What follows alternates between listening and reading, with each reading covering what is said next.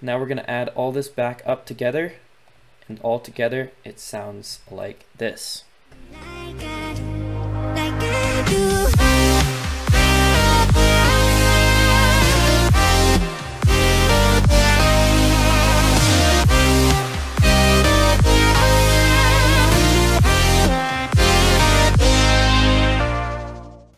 What's up guys, Mel here back in the studio, and today I'm going to be showing you guys how to do the David Guetta vocoder effect. Now you've probably heard this effect in tracks like I Do or U2 with Justin Bieber, and I'm pretty sure he's used this effect in a lot more tracks, but those are the two I can think of right now. This is personally one of my favorite sounds. I think it's very unique and I haven't really heard any other artist recreate it.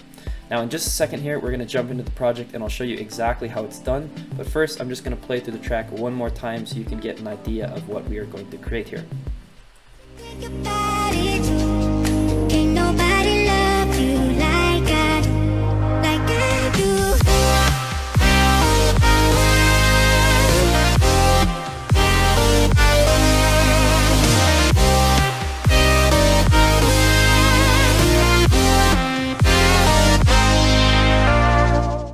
Now let's jump into all of the elements. Up top we have the lead, which is kind of the main part of this section, or the part that gives it the character, and alone it's going to sound like this.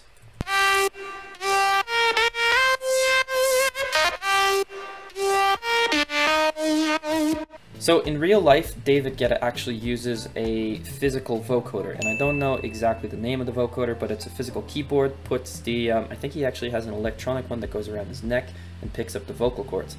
But in FL Studio, with stock plugins, we can actually create a very similar effect as you just heard. So let me break it down for you. So the way a vocoder works in very quick terms is you have a carrier, some audio signal, in this case a voice, creating the sort of vibe, and then you have a synthesizer playing the notes that you want to play, or the chords, or whatever it is, and then it kind of combines those two sounds using the elements of each to create this sound. So I'm going to disable the vocoder, and then you'll be able to hear we have this first main synth sound. Right, so already it sort of sounds a little bit weird and vocody. So this is a synth I created. Listen silent. It has just one saw, a little bit of white noise, and then I put this phaser on. That's what it sounds like without. That's what it sounds like with. So it gives it this kind of weird warpy sound, and I did that just because I thought it added to the effect. Now under this, you guys are gonna laugh at me because it sounds absolutely horrible. But this is the voice. I literally just recorded some crappy audio into the voice, and that's the beauty of the vocoder, is it doesn't really matter what you record. You can record a bunch of garbage and it still works. Anyway, here's what it sounds like.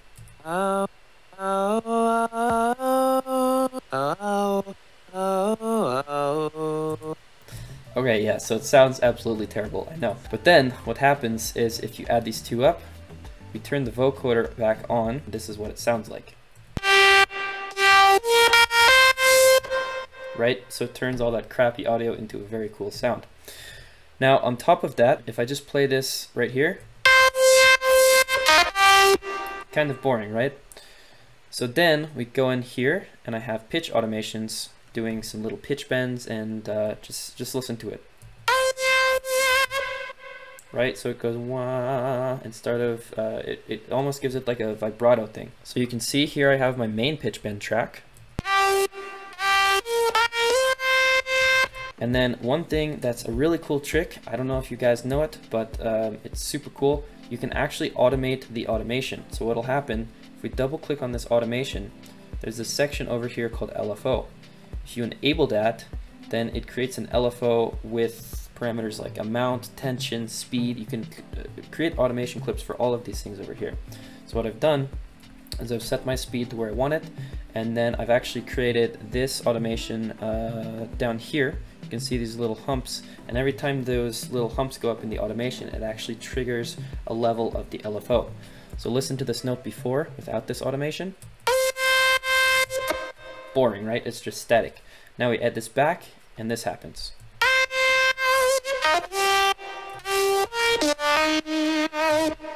Right? Super, super cool. Pretty simple stuff, but all together it adds up, and that's really what creates the movement in the track and the movement in the lead, creating this full effect.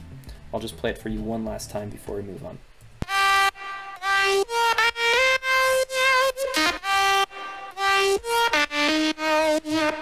The rest of the stuff is pretty simple. Here we have some saw chords.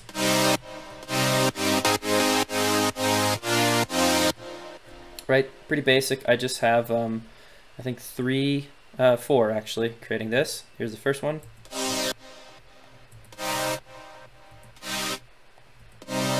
Right, simple patches that I've created. And then one thing that actually really adds a lot to this is this layer. Right, so this is what I call a counter melody. And this is what it sounds like. Jesus, that sounds horrible. I think it's linked to this pitch automation.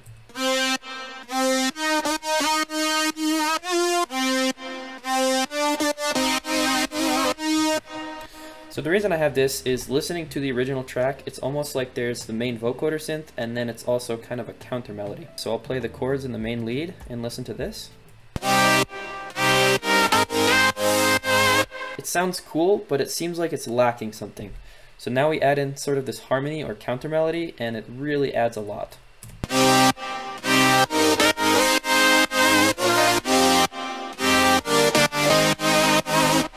Right, it's adding these harmonics and these frequencies that you don't really notice are there. You could just kind of pass it off as part of the chords, but it's actually adding a lot of, it's basically a harmony. Next we have the bass line. Really simple. I think I have 3 layers for this. This is a synthesizer I made, kind of bit crushed, I think. Has some bit crushing on it. Just center and then a couple wider ones. Very simple and kind of low in the mix. This section seemed to have a more sort of sub-heavy bass than a mid-heavy bass. So of course here's the sub as well. So here's what all the instruments sound like together without the drums.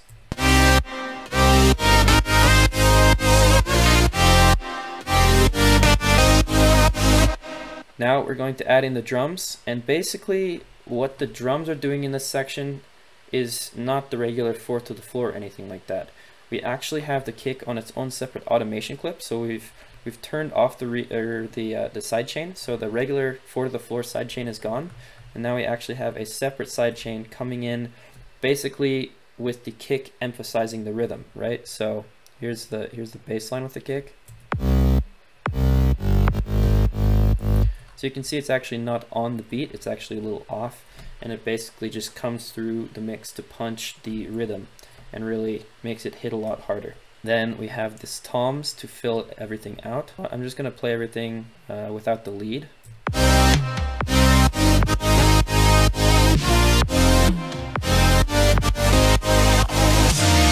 Right, so all these drums in this section, like I said, are really here to just emphasize sort of the rhythm of the chords and the melody, right? So that when there's an empty space, then there's these toms, and then again. So you can see it really creates the rhythm and then fills up the gaps that are missing in the chords and melody. Down here I just have a couple white noise risers, a crash, white noise, more white noise. I have this little reverse clap. Kind of this is almost like a reverse into the toms. So listen to this without it versus with it. Another clap to sort of emphasize that. More white noise. All together, the drums sound like this.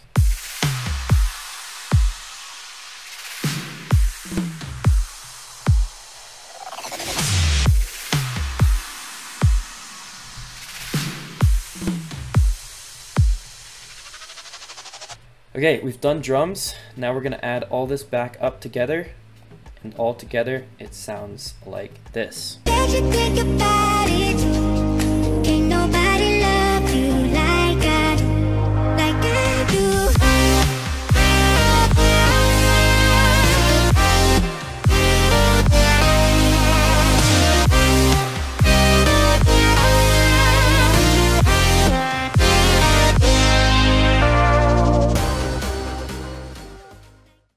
Alright guys, so that is it.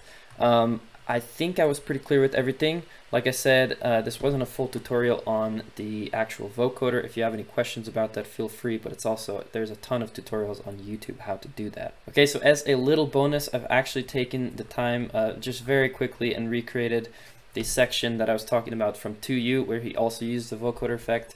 I didn't take much time on it, but it sounds like this.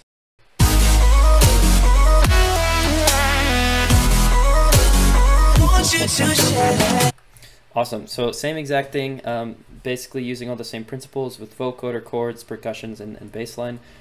And I've just added that if any of you are downloading the FLP as a little bonus. So hopefully you can learn from both the main section as well as this little bonus song section that I added in.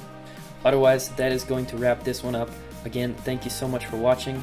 As always, my name is Mel, and I'll catch you back in the next video.